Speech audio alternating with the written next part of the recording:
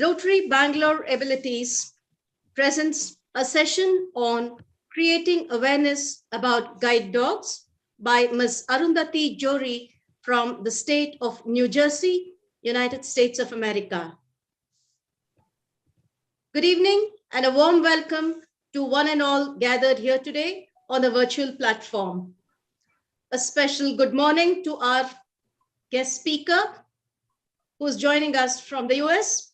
And I also welcome our sister club members. Good afternoon to you from Rotary Club of Obuasi. Welcome to you all. A special welcome to our guest speaker, Ms. Arundhati's family. Welcome, Kamala Madam, for our program today.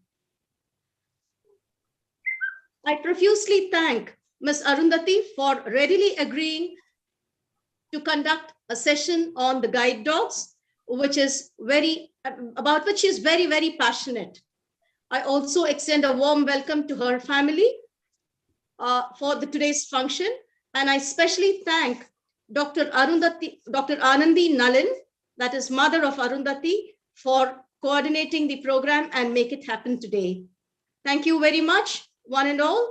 Welcome all of you once again for this enlightening and exciting program on creating awareness about guide dogs.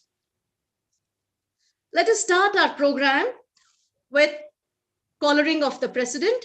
I kindly request President Arvind, Rotary Bangalore Abilities, to collar himself and call the meeting to order. Thank you very much, Priya. I call the meeting to order. Thank you, President Arvind. Thank you very much. We shall begin this program also by invoking the blessings of the divine. I request Rotarian Raghavendra, Tech Champ of Rotary Bangalore Abilities. Live transcription left parent closed caption in right parent has been track. Gajananam Bhutaganadisevitam Kapitha Jambu Phalasara Bhakshitam Umasutam Shoka Vinashakaranam Namami Vigneshwara Pada Pankajam Namami Vigneshwara Pada Pankajam.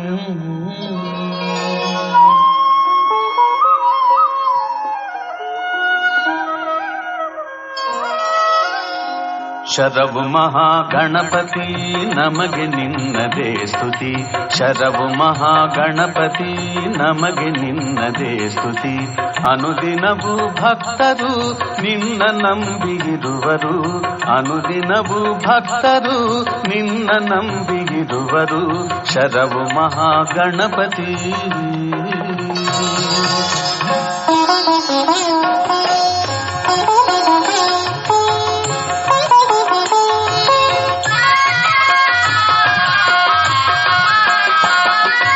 ಗಜಮುಖದ ದೇವನೇ ನಿನಗೆ ವಂದನೆ ಭಕ್ತಿಯ ಸೇವೆಯಲ್ಲಿ ಆರಾಧನೆ ಕಷ್ಟ ಪರಿಹಾರಕ್ಕೆ ಮಾರ್ಗದರ್ಶಕ ಕಾಪಾಡು ಕರುಣಾಳು ವಿಘ್ನನಾಶಕ ಕಾಪಾಡು ಕರುಣಾಳು ವಿಘ್ನನಾಶಕ ಶರವು ಮಹಾಗಣಪತಿ ನಮಗೆ ನಿನ್ನದೇ ಸ್ತುತಿ ಶರವು ಮಹಾಗಣಪತಿ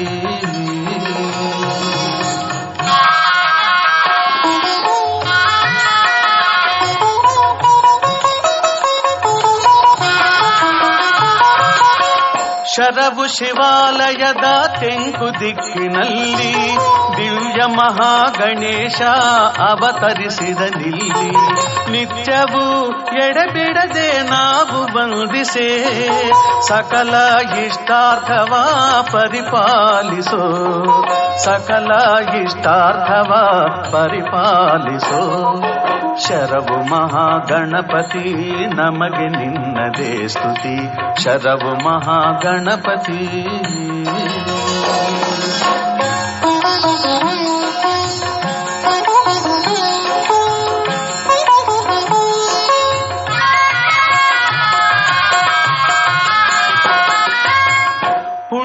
ಪ್ರಸಾದವೇ ಪಂಚ ಕಜ್ಜಾಯ ಮುಕ್ತಿಯನ್ನು ನೀಡುವ ಭಕ್ತ ಜನಪ್ರಿಯ ಸತ್ಯ ಧರ್ಮದಿ ತೋರೋ ನಿನ್ನ ಮಾಯಯ ಶಾಸ್ತ್ರೀ ಸುಪೂಜಿತ ಸಿದ್ಧಿ ವಿನಾಯಕ ಶಾಸ್ತ್ರೀ ಸುಪೂಜಿತ ಸಿದ್ಧಿ ವಿನಾಯಕ ಶರವು ಮಹಾಗಣಪತಿ ನಮಗೆ ನಿನ್ನದೇ ಸ್ತುತಿ ಅನುದಿನವೂ ಭಕ್ತರು ನಿನ್ನ ನಂಬಿರುವರು Sharavu Mahaganapati. Speech mode beeps. Speech mode talk. Meeting controls row 1 column. Meeting controls window. Raghavendra, for that playing that wonderful song on Lord Ganesha, who will remove all obstacles and conduct the program smoothly. It is the Indian tradition to start any program with an invocation and invoking the blessings of the divine for a positive aura and positive energy to be emitted in whatever work we have to generally start. Thank you very much for that very meaningful and melodious song. Thank you once again, Raghavendra. I now request our President, Rotarian Aravinda Araluguppe, to give the welcome address and welcome the gathering. Hi all, good evening and welcome to the 50th project of Rotary Bangalore Abilities. I am so happy to invite you all for this special speaker session. First of all, I would like to invite the guest speaker, Ms. Arundhati Jori from USA, California, and her grandmother Kamala Madam, and all their family members. A warm welcome to you, Madam. Thank you. And I would also like to welcome our sister club president, Rotarian RP Servant Kumar, and charter member Rotarian Kwame, and all other Obuasi club members. A warm welcome to you all. Thank you. It's our pleasure. Thank you very much, Servant Kumar. Thank you, RP Arvind. Thank you, RP Arvind. And I would also like to invite all the other Rotary Club members and the district officials to this wonderful and special speaker session. And I would also like to invite all our VI friends from many NGOs and friends. And there are few friends from Visionary also. A warm welcome to you all. And I would also like to welcome our Rotary Abilities members. And once again, I would also like to welcome all the friends of Rotary, friends in Rotary, each and everyone to this wonderful speaker session. Hope we will enjoy this session and we will get to know more about this topic.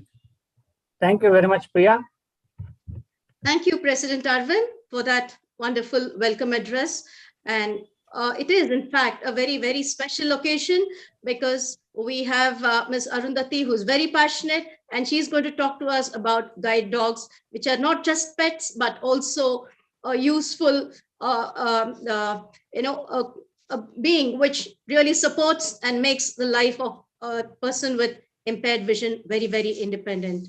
Coming to the most interesting part of today's program, dear participants, I consider it my special privilege to introduce our guest speaker, Ms. Arundhati Jori, to the participants and audience today. Namaste. Thank you for having me. Very, very hearty welcome to you. We are so proud to have you amidst us. Ms. Arundhati Jori graduated from college with a fine arts degree from Seton Hall University in the year 2021. Very interesting to note that throughout her middle and high school, she would volunteer for animal shelters to both raise money and help care for their cats and dogs in her local area. In college, she worked at the animal shelter as an adoptions counselor and also a kennel attendant. At the same time, she also started volunteering at the Seeing Eye, an organization that trains guide dogs to guide people with impaired vision. She also worked on this aspect for 2 years, and Ms. Arundhati was also involved in preparing food bowls for the dogs in the kennels, and also she would walk dogs at the breeding stations. Very nice to know that. And last year, in fact, she started working at the Seeing Eye kennels, where she would socialize the dogs, play with them, administer medication, and observe their behavior while working and communicating with the instructors who are training them to become guide dogs. Very happy to inform you all that she is in fact raising a puppy which would soon become a guide dog. Ms. Arundhati expresses herself. The dogs are super smart, and it is such a pleasure to be with them. She will be talking to all of us about the process as to how dogs are raised and trained as guide dogs. Dear Arundhati, it is in fact a great pleasure for Rotary Bangalore Abilities and the entire Rotary family and all those visually challenged people who have gathered here today to listen to your exciting talk. In fact, it's going to be an enlightening and enjoyable experience to all. I'm sure there are a lot of people with a lot of curious minds wanting to know more about this. And the forum is yours. We welcome you once again for this enjoyable experience that we are going to undergo. Welcome you once again, and the forum is yours, Ms. Arundhati. Thank you for having me. I'm excited to share my experiences with you. I'm just going to share my screen since I have a PowerPoint presentation. Are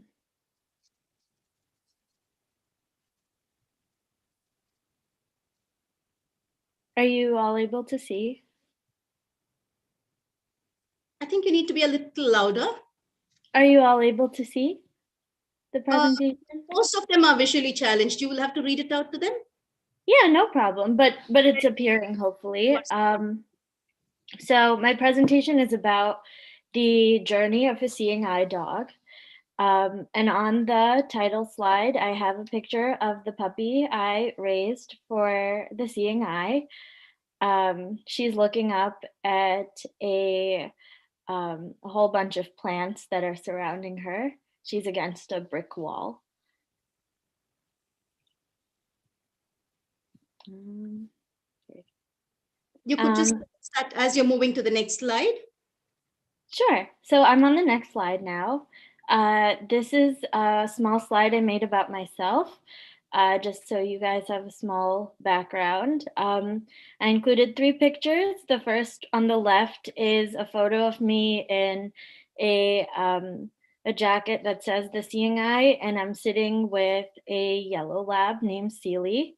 The center photo, I'm in a jacket with a hat because it's really cold outside. There's snow on the ground, and I am hugging the puppy I raised. Her name is Penny. I had just taken her for a hike. And on the rightmost is just a photo of me hugging Penny, and we're seated on the ground, and she's wearing her Seeing Eye vest, which she wears when we are in public, so people know that she's a Seeing Eye dog.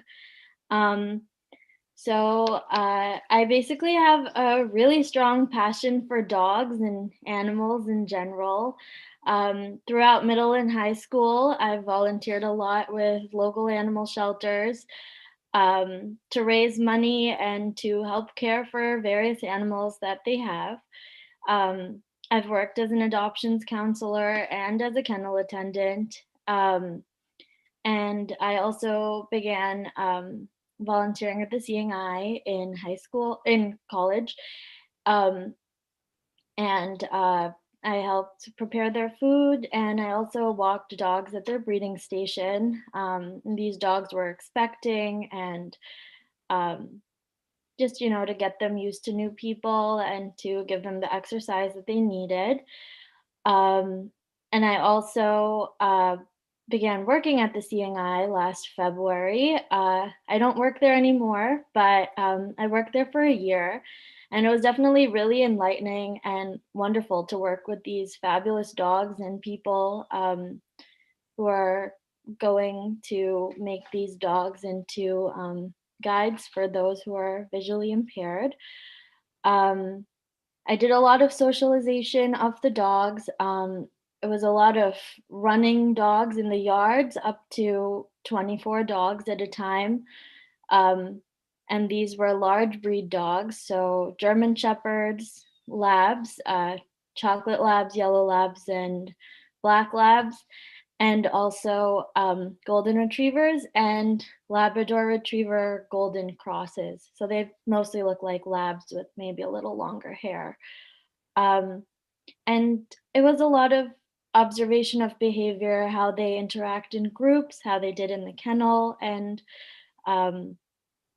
a lot of also interaction with their instructors who would take the dogs out daily to slowly work with them to increase their exposure and to work with them on eventually becoming guides and being matched with their person.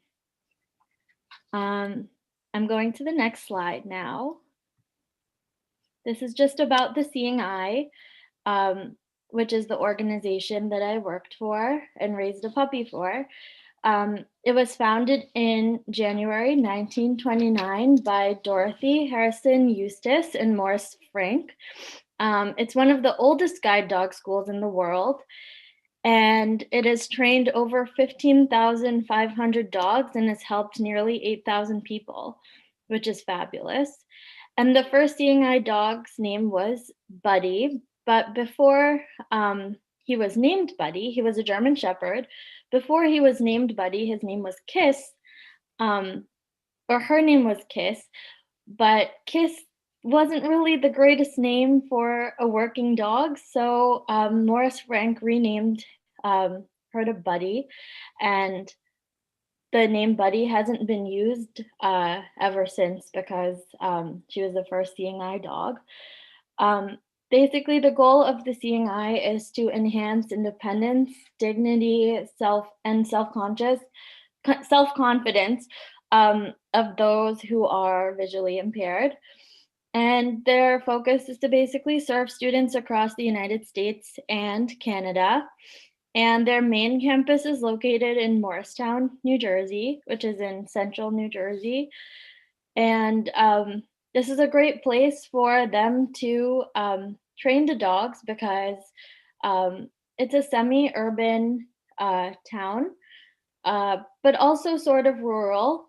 So the dogs are able to be exposed to a number of different situations, along with practicing on various roads, crossing the street, going into different stores. There's also a train station, so the instructors are able to practice boarding trains. When students come to campus, the dogs are matched with them, and based on the students' general lifestyle, the instructors are able to kind of modify the training such that they're able to cater to that person's lifestyle. If they tend to go to a lot of malls or use public transport, they're able to practice in those areas. If the person is from an urban environment like a city, Morristown is really close to New York City. So the student is able to go to New York City and practice there amongst all the crowds, the cars, and crossing the street, which is also really great and very useful. So the beginning of a guide dog's journey, this is the next slide. It starts. Madam, 1 second. Sure. Could you please sit near to the speaker? Someone is putting your. Sure. Yeah, no problem. Yeah. Is this better? Yeah. Now it is better. Okay, great. Continue. Yeah. So the beginning of a guide dog's journey basically starts at the breeding station, which I mentioned is in Chester, New Jersey, which is a very rural area, lots of farmland. Not everybody is able to go there, but they keep it really sterile and clean because there are a lot of newborn puppies there and also expectant moms and also different dogs which are going to be involved in the breeding process. Seeing Eye has its very own breeding station, which is pretty unique. They also exchange with other guide dog schools across the country to sort of expand their gene pool and sort of have different dogs as well. I know Seeing Eye has several dogs from guide dog schools in New York and also from Florida. In the breeding station, they primarily have German Shepherds, chocolate, yellow, and black Labrador Retrievers, Golden Retrievers, and Labrador Golden Crosses. These are all dogs that shed quite a bit of hair. So people who are allergic to these breeds can have dogs which are hypoallergenic, like boxers or even standard poodles, which are acquired by the Seeing Eye, I guess from other guide dog schools. And they also have geneticists in the breeding station who aid in the perfect breeding of dogs and the combination of personalities and confidence to sort of get the perfect dog to perfect dogs who will become guide dogs eventually. I'm on the next slide now. Only dogs that trained at Seeing Eye can be called Seeing Eye dogs. That's like their trademark. But dogs trained by other schools would be called guide dogs, since Seeing Eye is a trademarked name. Next slide. So this is kind of the start of the puppy's journey begins at the breeding station. They basically, once a puppy is born, they live there until the age of 7 weeks. Puppies are socialized by both volunteers and workers to reduce sensitivity. They touch their tummies, their paws, their ears, so they get used to being handled in vet exams and just, like, so they don't get reactive when people pet them or overly excited. At 4 weeks of age, the puppies are exposed to new surfaces like sounds, smells, and objects. These surfaces would include like a turf surface, fleece material, grates, which can be really intimidating to dogs when they get older. Sounds as well. They play thunderstorm sounds, cars, or even cars backfiring, because those can also be really scary to dogs. In addition to this, they introduce them to new smells and to new objects so that when they go to their puppy raising families, they get well exposed and are comfortable around these things. And of course, they're always under constant supervision because they can be quite naughty. The next slide. So Seeing Eye actually has a puppy raising program. A lot of other guide dogs schools do as well. It's basically a volunteer based thing. Volunteer families submit applications, and I raised a puppy for the Seeing Eye. She returned 2 weeks ago on March 1st to Seeing Eye. But when applying to raise a Seeing Eye puppy, it's sort of a lengthy process. You submit paperwork. You attend puppy club meetings before you get your puppy just to see whether it's the right fit for you, because you're going to have these puppies from 7 weeks old until 14 to 16 months of age. But because of COVID, a lot of these dogs have been returning closer to 2 years of age. Penny, the puppy I raised, she'll be turning 2 next month. You also have a phone interview when getting ready to raise your puppy, just to see what your household is like.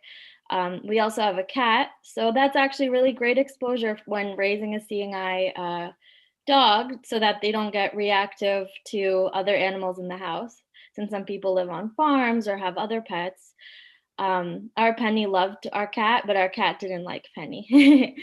But the volunteer families who raise the pups really have to love and provide exposure and new experiences for these dogs, which are gradually introduced because they're still little when you get them. When you have your seeing eye puppy, you receive a small bandana for them, which states that they're a puppy being raised for the seeing eye. So nobody really thinks of them as a pet when you go out and about with them. You're able to take them to malls and stores and to farms or stadiums, basically anywhere where they have to work when they eventually become a seeing eye dog. Per county, we have one puppy club, and twice a month the puppy club meets. It's basically meeting with everybody else in your area who's raising a seeing eye dog. Oftentimes, people in these clubs have raised dogs, multiple seeing eye dogs. And so they're really great resources for those who are first-time raisers or those who are encountering a new problem when raising their seeing eye puppy. So that was really useful to us, since Penny was the first seeing eye puppy that I raised. But it was a great experience. In the seeing eye puppy clubs, we do training circles where everyone does basic training, like a down position, sit, going from sit to down, which is called a puppy push-up, or doing a rest, which is the equivalent of a stay, and then telling the dog to come when called, things like that, and weaving around the other puppy and raisers, other puppies and raisers, without getting distracted by the dogs or avoiding distractions, which can be challenging when they're little puppies. So this is my next slide. This is just a photo of the puppy Penny I raised. She's a female black lab, and in the photo, she's sitting on our deck. She's wearing a pink collar, and she has a tag, and she has a little white dot on her chest, and she's looking up at the camera. The next photos are of Penny again, kind of to give you an idea of what sort of exposure trips you can take them on. In these photos, Penny is doing a sit and a down position. We took her to Costco, which is like a big grocery store here. She's sitting in the aisle against a whole bunch of bottles. It can be really intimidating for these puppies going out to stores for the first time. Oftentimes they also have accidents, so you always have to carry a cleanup kit with you when you take them out. But eventually, over time, they learn that once you put their bandana becomes a vest eventually. But once you put their bandana or vest on, that it's like working time and it's not the time to play around or have accidents. And most of them know that they have to be on their best behavior, which is fabulous to see. I'm on the next slide now. 2 more photos. This is on the left is Penny wearing her seeing eye bandana. She has a leather leash and she's standing against a shopping cart looking up at the camera. And on the right, Penny is in a down position. She's quite tired after going out. And these photos were taken when she was maybe 2 or 3 months old, but she looks very tired, but in the background are a whole bunch of boxes of energy shots. So I thought it was a funny picture since she looks like she needs the energy to keep going. Next slide are 2 more photos of Penny. On the left is Penny wearing her bandana, sitting in the refrigerator aisle. the grocery store. She's wearing her bandana and has a leather leash on and is looking at the camera, but is much older than she is in the first few photos. On the right, Penny has her leash on, but is sitting in the car. Seeing Eye really wants to expose the dogs to getting used to being in the car, but instead of sitting on the seat, they sit on the floor of the car in the front area. But once they get too big, you start putting them in the back seat. Here on the next slide are 3 more photos of Penny, just having fun, because it's important to have a good balance of work and fun when you're raising a seeing eye puppy to keep their minds active. The leftmost picture is Penny as a puppy holding a giant stuffed animal fox in her mouth, which is about the size of her. The center photo is Penny sitting in a pile of leaves with her head cocked to the side. And on the rightmost is a photo when we first got Penny at 7 weeks. She's sleeping with her head rested between her paws. I'm on the next slide now, and these 2 are photos once Penny got vested. I would take Penny hiking a lot. She loved to hike and experience new places, meet new people. She's wearing her vest and she's standing against bushes of flowers in both photos and is looking at the camera with her mouth open and her tongue sort of hanging out. Once again with the leather leash, but this time a vest that goes on her back that says that she belongs to the Seeing Eye and that she's a puppy in training. On the next slide, kind of highlights what happens around 14 to 19 months of age usually. When COVID wasn't there, puppies would usually return to the Seeing Eye campus at this time for their formal training. But because of COVID, they've been returning a little bit later, closer to 2 years of age.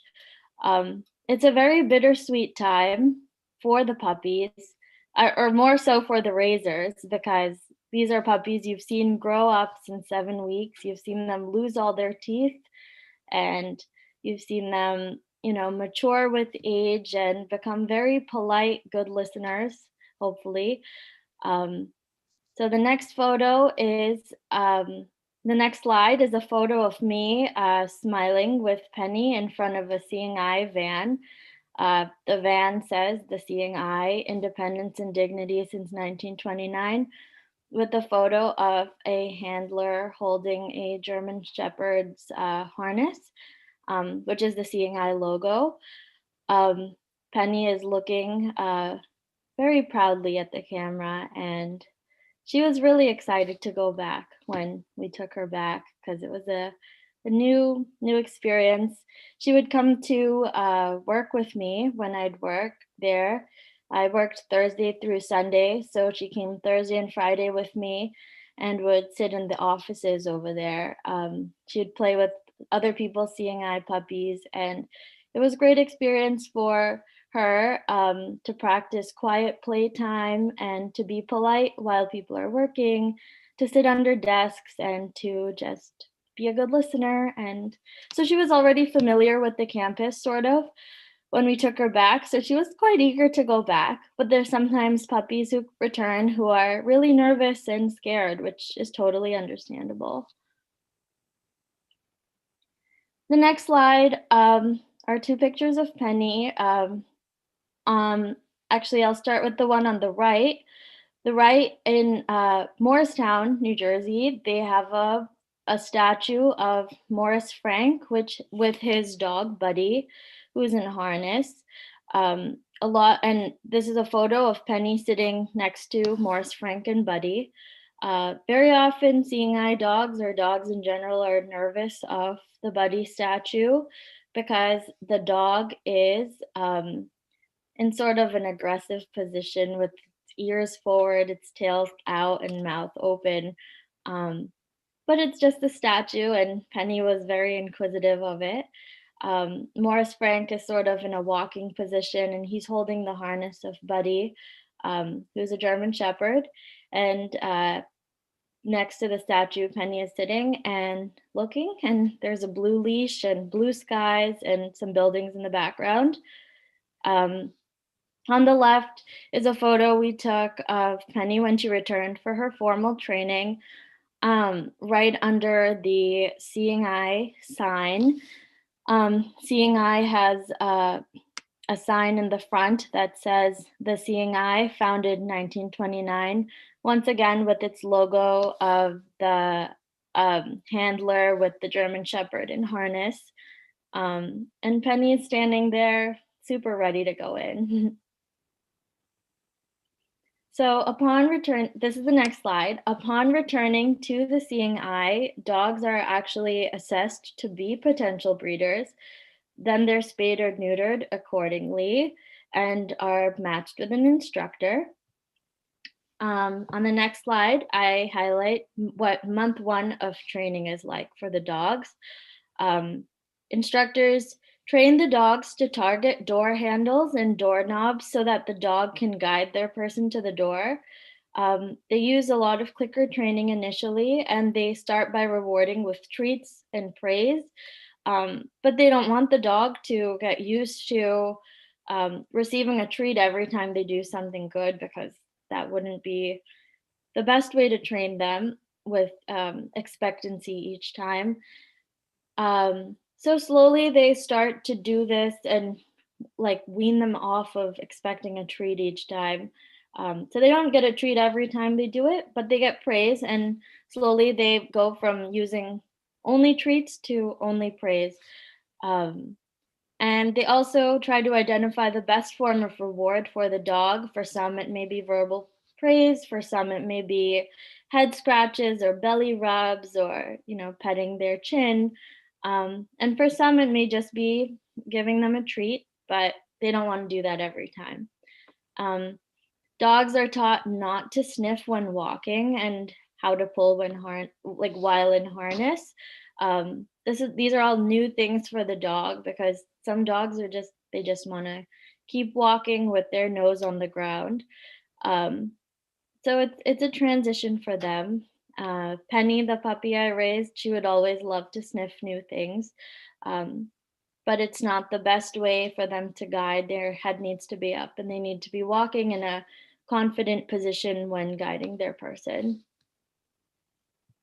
On the next slide, I highlight months 2 to 4 of training. Basically, in these months, the dogs are exposed to barricades, construction, and also learn to start avoiding traffic. When avoiding traffic, instructors teach them where the sidewalk meets the road, and the instructor have certain managers who drive around in their cars and sort of don't teach the dogs that cars are bad things, but they teach them that they shouldn't walk into a car. So they kind of bop them on the nose if they get too close to a car, just so that they don't walk their person into a car that's moving. And so most of the dogs are really quick to learn that we don't want to walk into a car. We can either go around it or stop when the car is turning in front of them. In these months, they also practice working in different locations. They practice boarding trains, they go to malls, they go into stores, they practice sitting politely under chairs or tables when the instructors are having meetings or when the instructors want to get a bite to eat in town. Escalators can be really scary for dogs, since in training, when you're raising them as a puppy, you expose them to stairs, but these are moving stairs, which can be really scary for them. So it's a lot of praise and training them what is good and what is not good, what to avoid, what to not avoid. And during these months, they also try to sometimes take them to New York City. This helps them assess which dogs are great in crowds, which dogs are comfortable amongst other people, which dogs are which dogs see other dogs as distractions, how they bond with people. I know some German Shepherds really bond, or most German Shepherds bond very deeply with people since they're emotional dogs, but it sort of helps them assess what they're comfortable with, what they can be or who they can be matched with, what they're comfortable with, etc. And at the end of these at the end of month 2 of formal training, the instructor who has been training them has what's called a blindfold test, where an instructor is blindfolded and works the dog on a familiar route. So the blindfold basically blocks everything out. But in the presence of a senior instructor, a training manager, they assess how safely the dog can guide and how responsible they are, because this is the equivalent of guiding someone who is visually impaired. And based on that, they determine who can go into class and be matched with someone and who needs a little more training. So not all dogs pass at the end of those 4 months. Sometimes they need a little extra training. These dogs become what are called holdover dogs. So they get matched with a different instructor once their original instructor goes into class. They get matched with a new instructor, and the new instructor works with them and enforces behaviors they weren't confident in, and they practice with them. The next slide is is called the town walk. A town walk is more so for the puppy raiser, just to kind of see how much their puppy has progressed since they've gone back for their formal training. In the town walk, you observe your puppy from across the street, and there's someone called the town walk host who kind of explains to you what's going on, what the instructor is doing with your dog. You watch your puppy stop at curbs, turn right and left, and guide instructors on a route they're familiar with, a route that the dogs are familiar with. And it's a little tough because you can never interact with your puppy again unless they're released from the program due to a behavioral or health reason. So it can be tough, but it's also a moment of pride where you can see the puppy you raised in 7 weeks really mature and grow and see all the wonderful things they're going to do. Month 5 of training is kind of not so much based out of the kennels, but it's when they are matched with a student. Applicants for the guide dogs need to be able to travel independently. They have to have average balance, stamina, and coordination. They need to be able to provide enough work for a dog during training because they don't want a student to take a dog home and not really use their abilities, or have the dog just sitting around as a pet. So that can be a tough decision because sometimes students do return the dogs that they were trained with just because they realize that they don't need a guide dog as much as they thought they did. And they also need to be able to care for a dog and provide the dog with love, care, and safety. And they also need to be between the ages of 16 and 75. When the dog returns home with their person, the dog belongs to their person entirely. Students end up staying on the campus for 25 days if they are first-time students.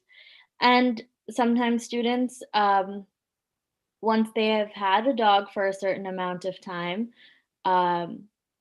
they realize that their dog is getting older and it's time for a new dog. So those are called retrained students. And those students have to return to be matched with a dog, but they can only stay for 18 days. So it's a shorter training period because they're familiar. For first-time students, it can be really tough, putting all your trust and putting all your trust basically into a dog to guide you. So it's really interesting to see because they are really hesitant to let the dog guide them, but over time it's fascinating to see how they're able to build their trust with their dog and build a relationship with the dog to finally trust them and have their dogs essentially be their eyes. And when the students are here, the dogs live with them on campus. And the instructors also assess the dogs and the students to see how great their relationship is, how caring the student is to the dog, because students can be sent home if they don't show enough love to the dog, which is really important.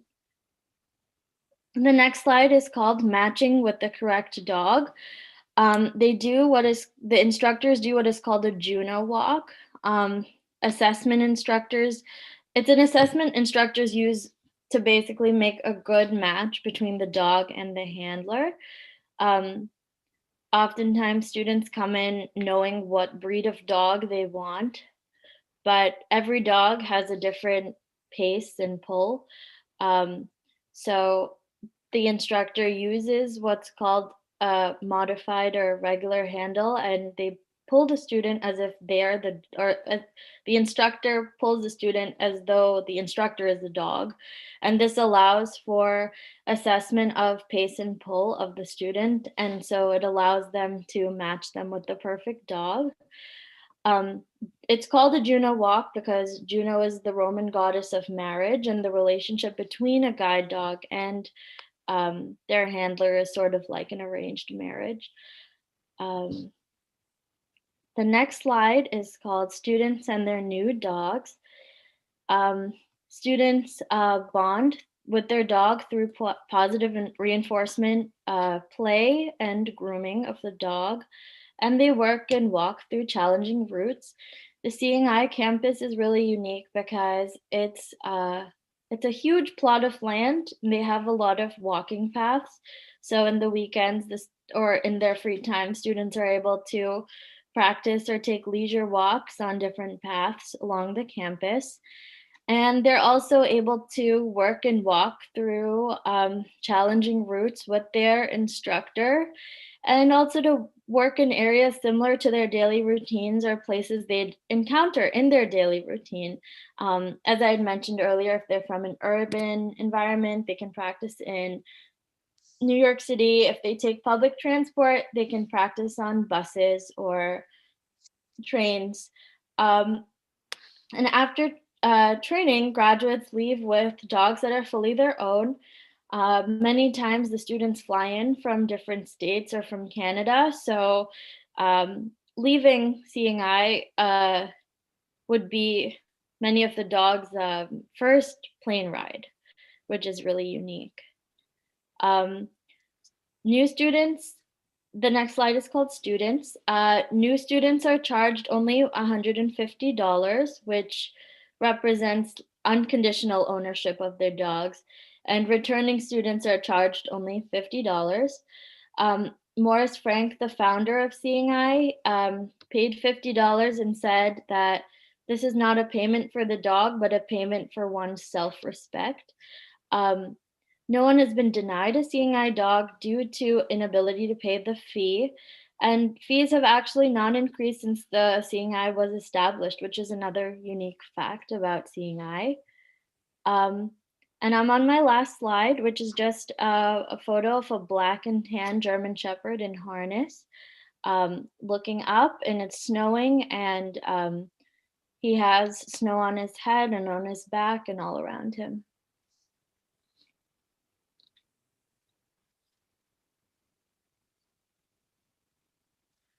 What a wonderful session it was, Ms. Arundhati. Thank you so much for that wonderful, informative, and interesting talk that you presented to us. In fact, you have given a very professional perspective about dogs. We are so used to training little babies, and when we get into work, we are professionally trained. but you gave us a perspective how dogs, which are just seen as pets, are given that bit of professional training and how they are contributing members to the society. In fact, her talk has instilled a feeling of love, admiration, respect, and trust in dogs. It increases the feeling of dependability with the guide dogs, and a very, very high sense of independence in a person with impaired vision. In fact, it is very, very touching and very tempting to have a guide dog. And I only wish it works in the Indian scenario. Yeah. I mean, there are a lot of people with a lot of, curiosity and things like that. So we will have this forum open for question and answer session. I would invite all the participants to unmute themselves one by one and express their question in brief. And immediately you can just mute yourself to avoid disturbances, external disturbances, for better clarity and audibility. I invite all the audience to be proactive in asking questions. Meanwhile, I request our Justin to translate if a person asks questions in Kannada. So Justin, please be ready. So you can translate the question into English and convey the message to Madam. So she will answer that. Okay, so I will unmute. I will ask them to unmute when who raises their hands. So I will unmute the first person. Sure. Ashutosh Singhal, I think, raised his hand. Yes, Ashutosh, you can unmute and ask your question. To all of you, thank you so much for doing a wonderful webinar on this topic. I want to ask a question from you. Can I meet a recording of this webinar? Sure, you will get that. Because we are also. In fact, I wanted to request Ms. Arundhati, probably if you could share this PPT, would it be possible for us to upload it in the Rotary Bangalore Abilities website so that more people can get sensitized and more Rotarians can have a look at this session for better understanding? Yeah, absolutely.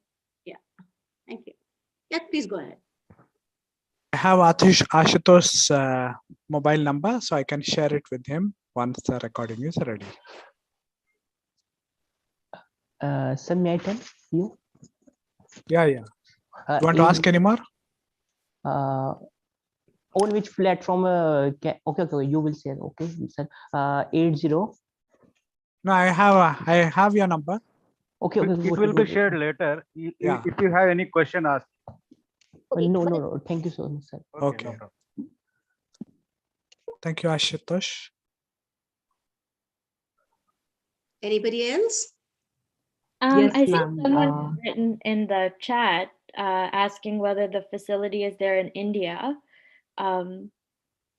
Seeing only caters to America and Canada, but there are a lot of other guide dog schools. I'm not sure if there are really any in India, but I'm sure there could be one or two.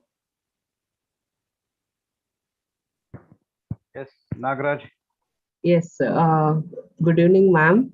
Am I audible clearly? Yes, you can ask.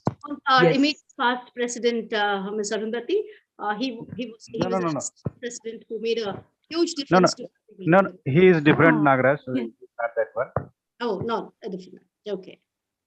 Ask Nagraj, Mr. Nagraj. Arundhati, ma'am, it was really a wonderful session, and I loved both your voice and your everything which you conveyed. Thanks a lot for that.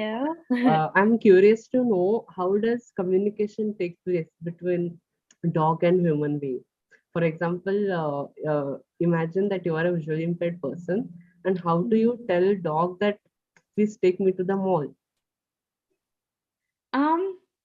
It's a lot of all their training in public transport and practice being polite in the car will guide them. They probably would have to request an Uber or a taxi or someone in their family to drive them to the mall, for instance, like in your example. But once at the mall, they'd have to probably figure out, but using the guide dog's skills, the dog would be able to guide them to wherever they need to go. I hope that answers it. But like, how do you tell it, like, where do you want to go? Could you please demonstrate it once? It's definitely difficult to, you know, tell the dog, like, I want to go to the mall, I want to go to the movie theater, because the dog only has a certain span of training and commands that it knows. So a lot of it also ends up being on the human and their family or the people around them to help them get to where they want to go. Nagaraj, actually, the dog does not know movie theater or mall, so the person has to say turn left, right, turn right, stop, go forward. Now I got it. Yeah. Yeah, So those yes, small steps make the journey easy. Mhm. Okay. It's all the exposure as a puppy and through their formal training that all put together helps the guide dog basically guide the person with impaired vision to lead their daily life. And when they're matched with the student, the instructor and the instructor managers really try to cater towards that person's daily life and to help the dog sort of get used to what the person's used to in their daily life.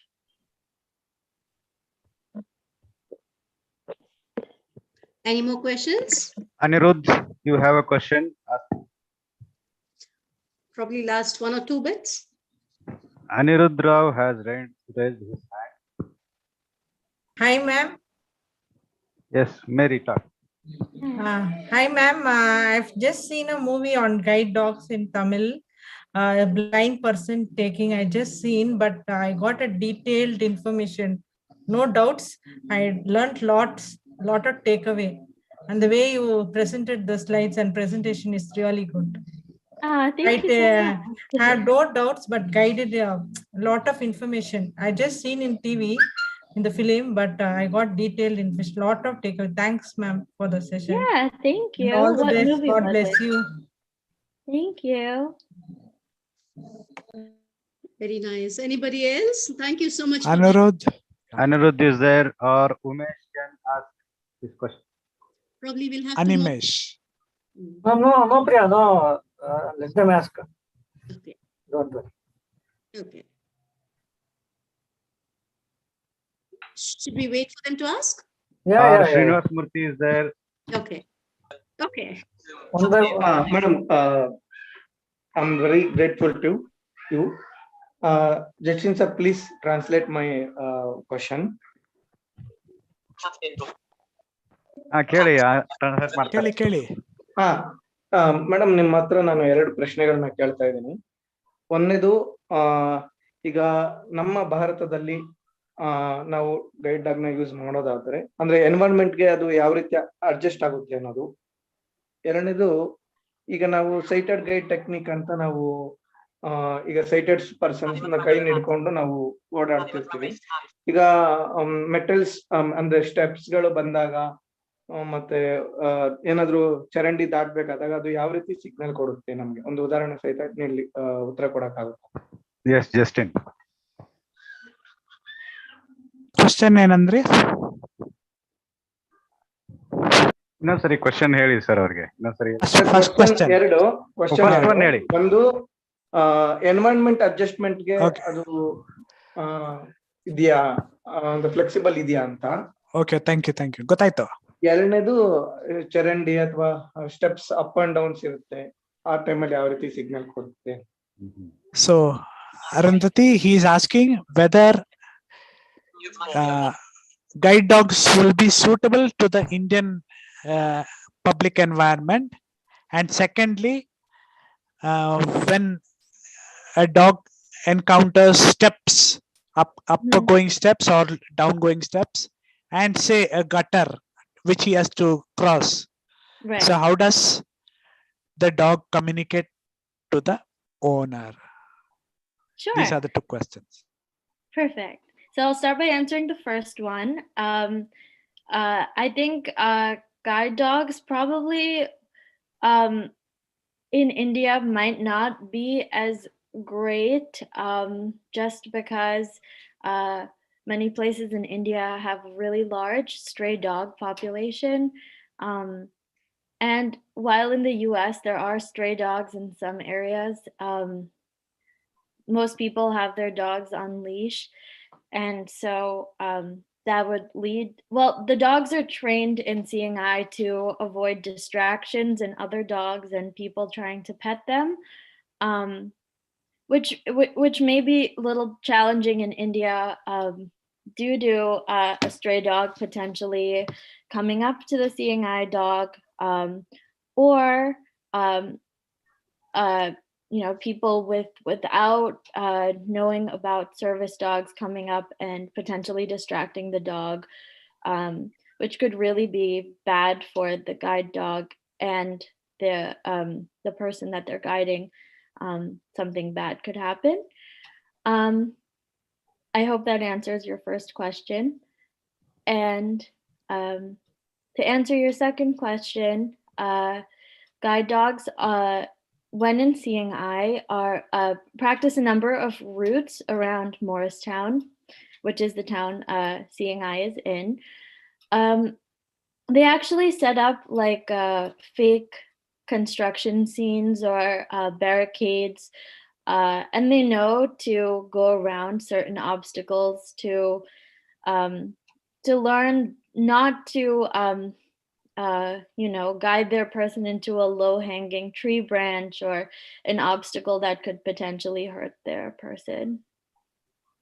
They know to avoid it. So when out and about and guiding their person in their daily life, they use that knowledge to avoid those things. And they also get exposure to things to get confidence to walk over grates or walk over open stairs, which can be really scary to some of the puppies when raising them. Thank you. Umesh can ask his question. Good evening, ma'am. Actually, I joined in between.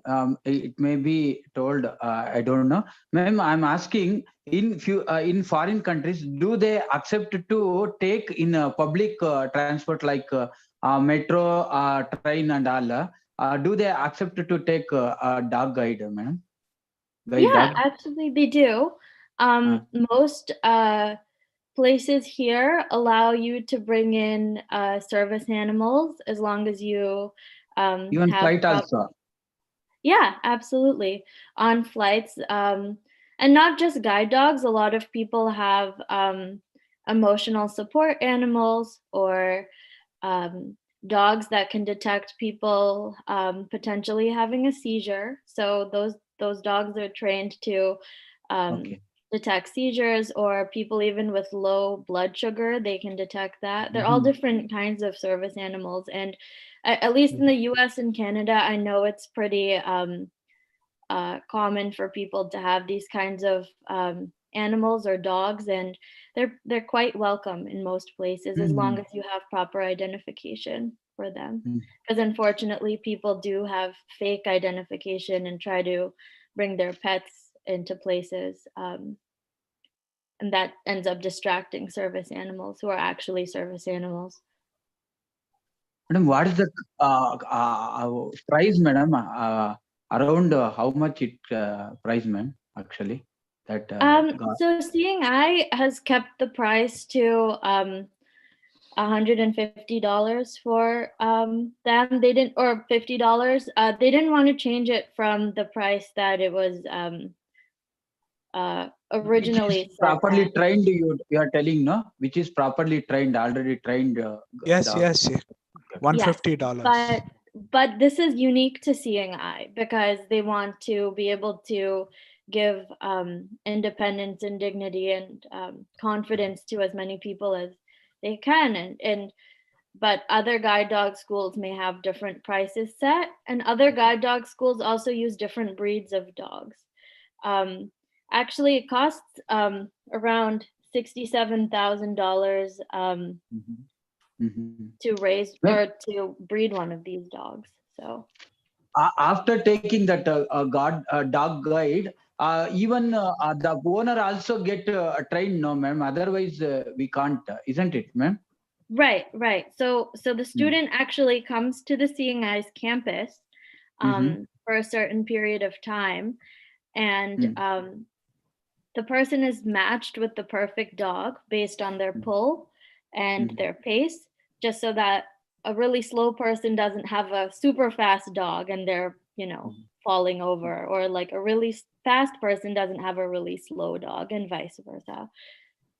So they match them perfectly, and the student is also trained with the proper commands, which is why it's a longer period for a new student to stay and learn than it is for what they call a retrained student, or someone who's already had a dog prior.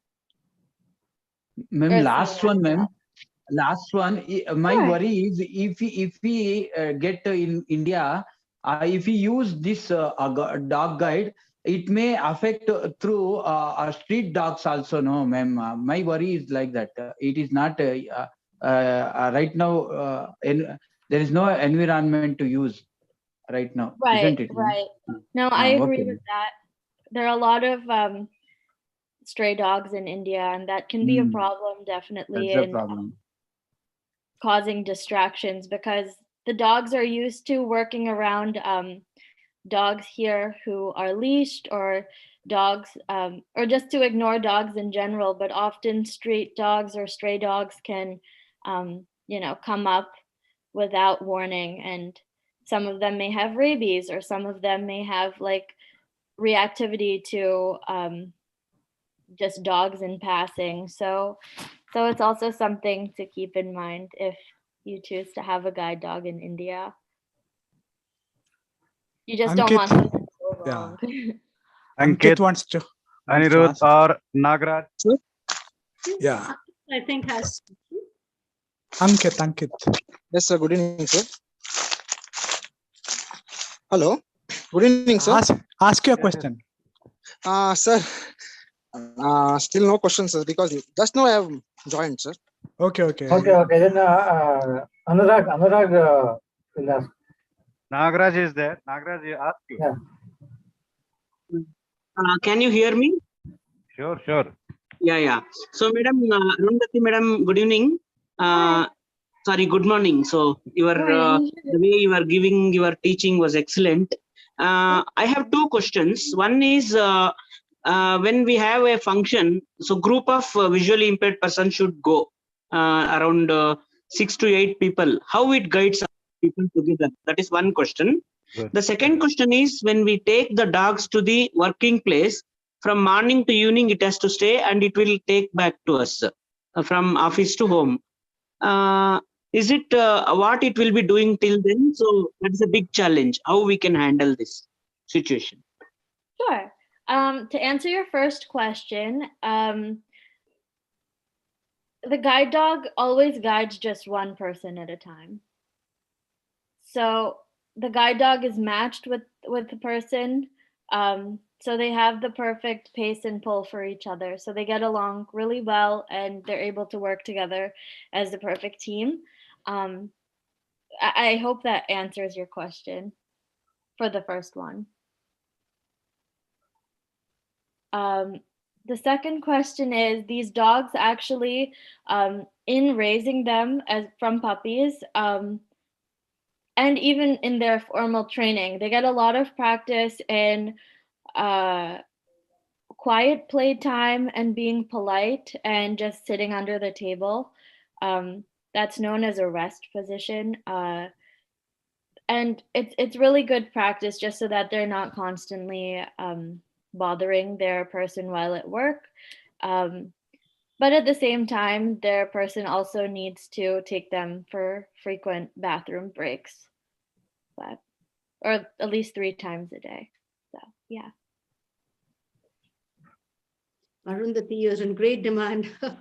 And No problem. and I'm we, happy. Okay, Anurag, any more questions from the participants? Anurag Rao.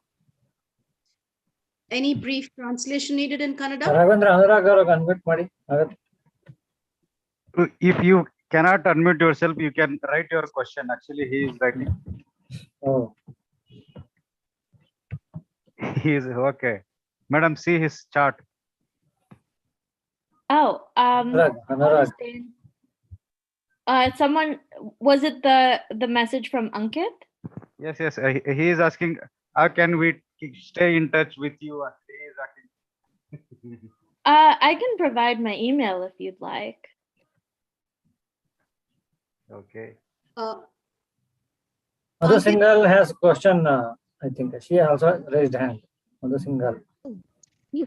Ma'am, what will happen if a guide dog comes in India and it breeds in Indian breeds? Means two guide dogs comes from USA, and in the long time he breeds in India. So they gets too familiar with the Indian environment. So can it happens, or they means my question is they can familiar with the Indian environment, so they will not create any problem. Is it so? Just to rephrase your question, is it if a guide dog comes to India, will it get used to the Indian environment? Is that what you mean? Yes, ma'am. Sorry. Yes, ma'am. Go. Yes, that's his question. Okay.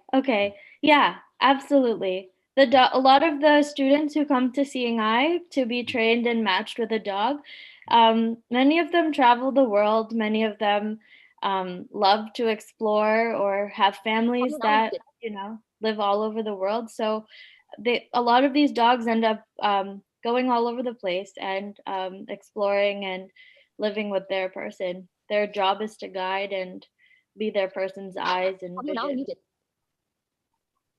I hope that kind of answers your question.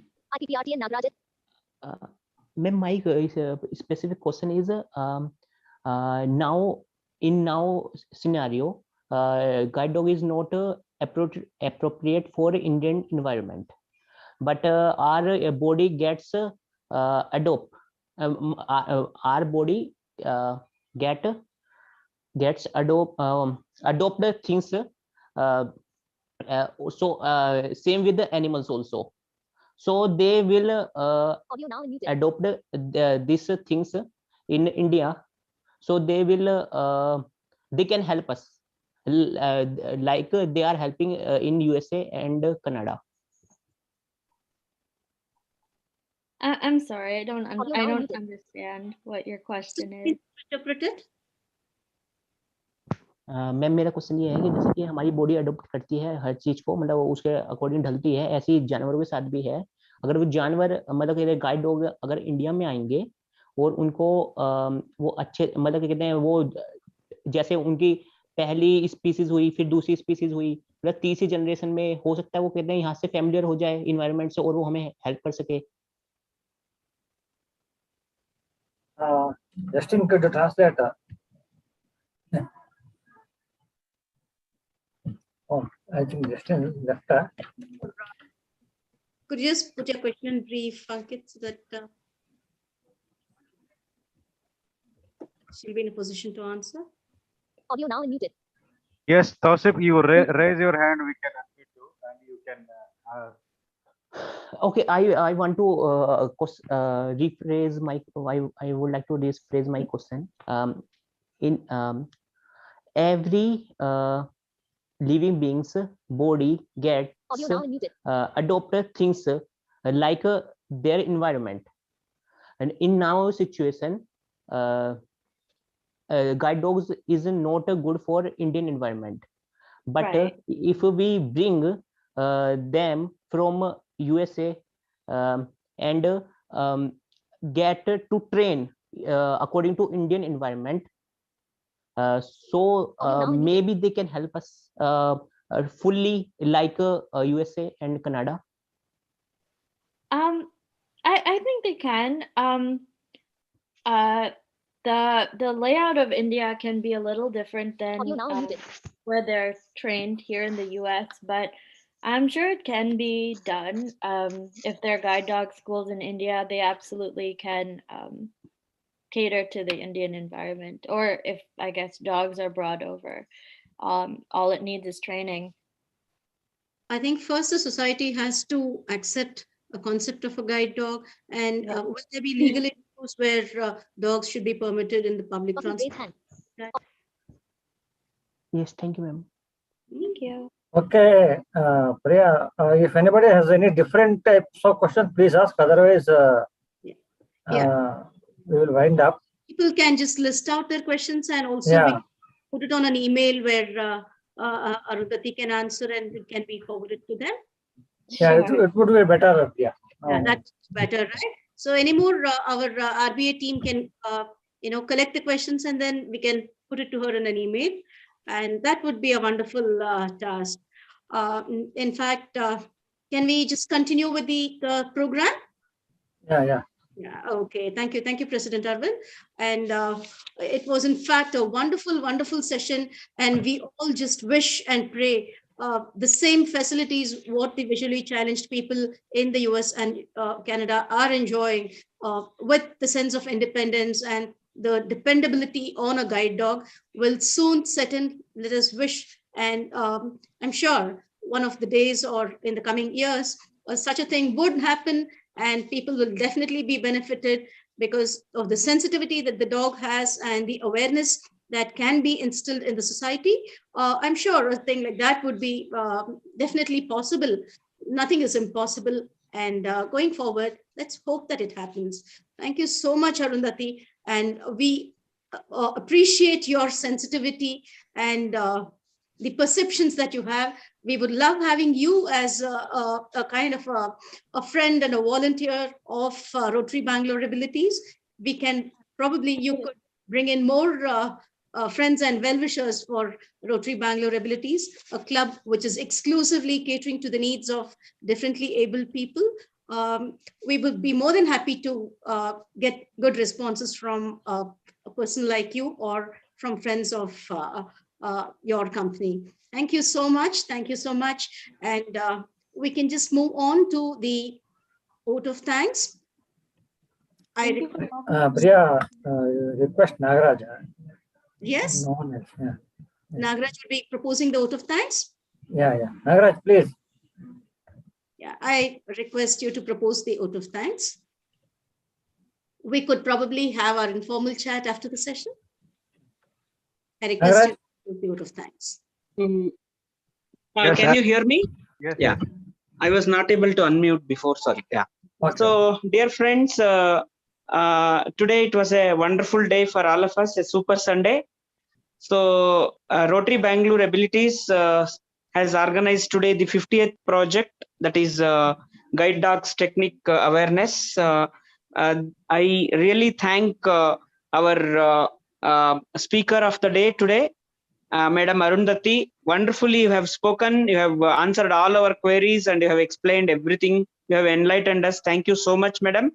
Thank you. And I'd like to, thank you, Madam. I'd like to also thank the parents of Arundhati, Madam, who are always there to support us.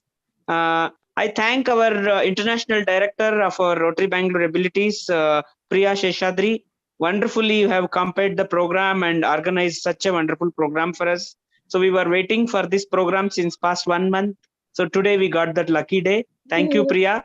Thank you. And I'd like to thank our President Arvind and the entire Rotary Bangalore Abilities team. And I would like to also thank Upavasi President Sharwan sir and the entire team and all the other Rotarians and everybody, all the visually impaired friends and well-wishers and brothers and sisters and everybody who are the part of this program. It was really a very enlightening, very informative. Really, let us take it forward in the coming days. Thank you. Nagaraj, this is just for your information.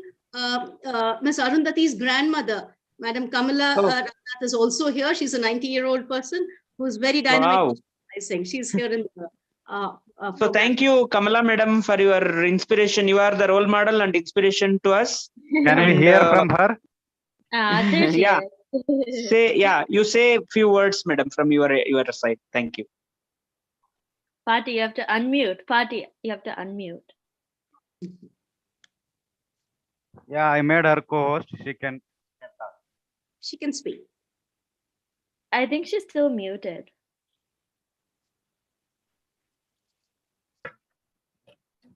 You can give her the unmute option.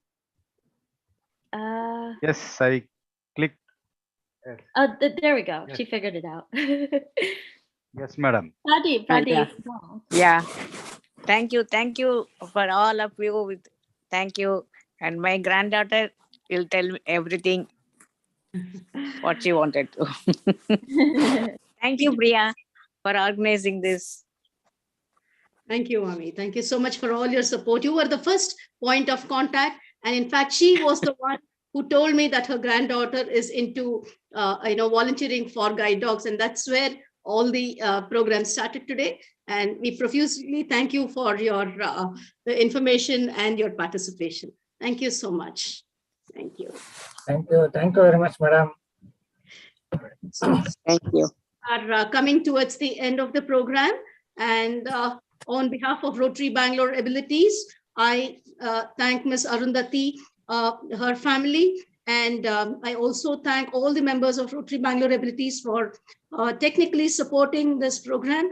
And I also thank our sister club for joining us and all the students and participants from all the NGOs. Thank you very much for this wonderful session. Thank you. Thank you, one and all. Thank you. Yes, Arvind to Arjun.